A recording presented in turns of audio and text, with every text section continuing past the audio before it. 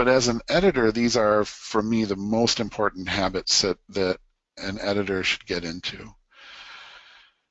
And this is true of all of those different editors, really. Slow down, right?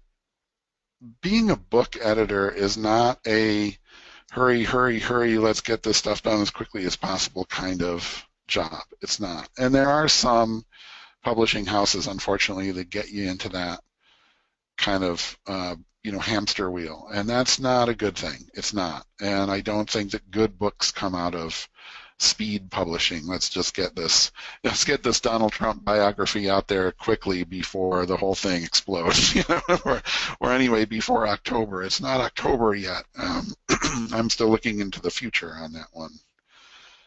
But slow down. Actually read every single word. And I know that sounds like duh, right?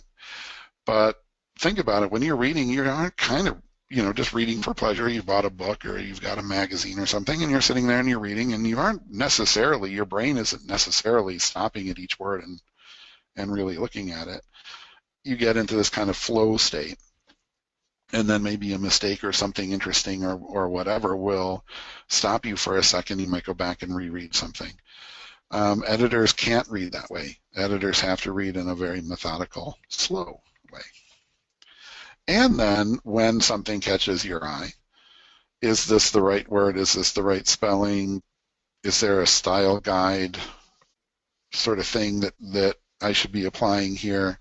And I've worked with nonfiction publishers in particular who have given me really detailed style guides that I have to go back and make sure that they have a particular style for how certain numbers are handled and abbreviations like feet and inches and things like that. And they really expect me, and I've worked with them as a copy editor to really make sure that style guide is applied in a religious manner. So I have to stop and think. When I see a number come up, I stop and I think about it. And I don't mean stop and think like, well, I'm going to take the weekend and mull over this. I mean stop. It may be a question of 10 or 15 seconds of actual brain activity, but believe it or not, that can seem like a long time. It can slow down the reading of a book. And certainly as an editor, I read books much more slowly than I would just reading for pleasure. And I read for pleasure pretty slowly.